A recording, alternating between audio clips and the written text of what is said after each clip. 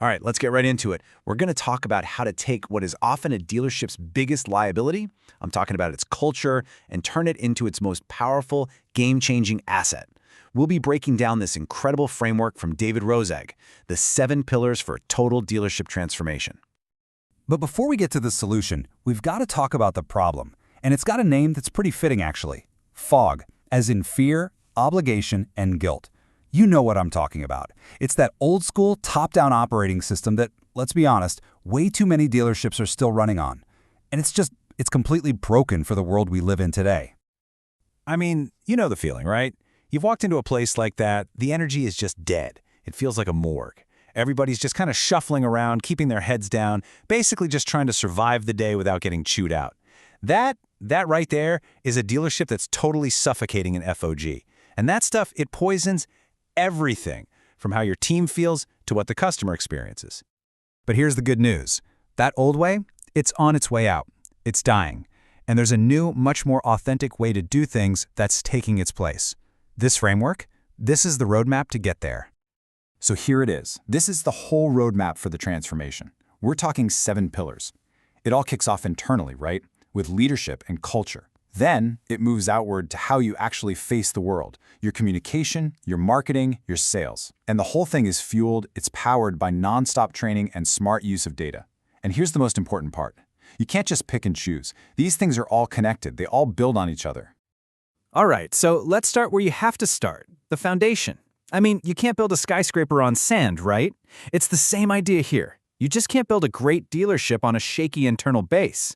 That's exactly why the first 2 pillars are all about what's happening inside your 4 walls, leadership and culture. So, pillar number 1. This one requires a massive shift in thinking. It's about going from being just a manager, someone who just checks boxes and oversees tasks, to being a real leader, someone who inspires people around a shared purpose. It's about giving your team the why, not just handing them a list of what to do. And this slide just lays it out perfectly. We are throwing out that toxic FOG model and replacing it with something so much better. The 3 R's: respect, responsibility, and results. See, leaders in this new world, they don't rule with an iron fist. They don't use intimidation. They earn people's trust and respect with their own integrity and a vision that people can actually get behind. They create a place where people want to take responsibility because they feel driven to get amazing results. And man, this John C. Maxwell quote it hits the nail on the head, doesn't it? A leader is one who knows the way, goes the way, and shows the way. It's not about being locked away in some office barking out orders. Nope. It's about being right there in the trenches with your team, living the values you preach, and actually guiding people with a vision that gets them excited. Okay, so once you've got that purpose-driven leadership, you can move on to pillar number 2, and you'll see how one builds right on top of the other. Now we can start building a culture of real confidence and accountability. This is all about creating an environment where people are actually genuinely excited to walk in the door every morning because they feel a true sense of ownership. So, what's the secret sauce here?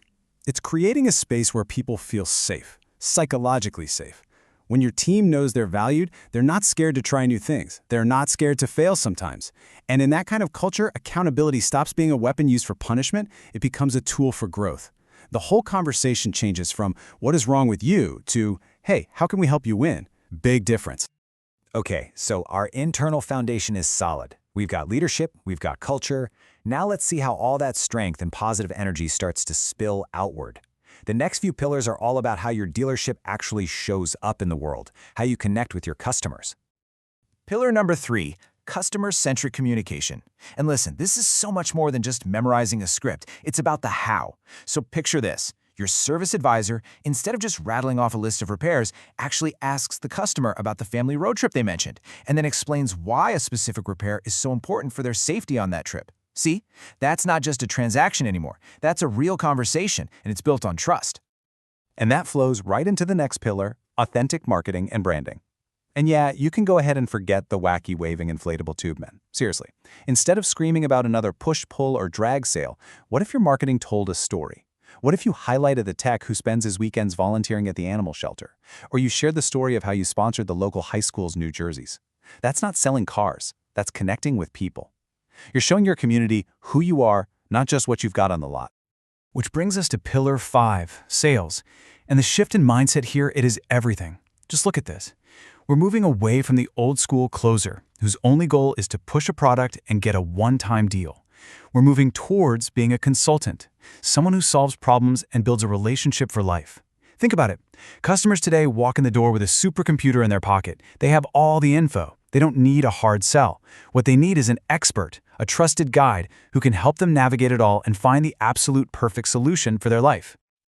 All right, quick recap. We've built a rock-solid foundation, and we have a fantastic customer-facing strategy.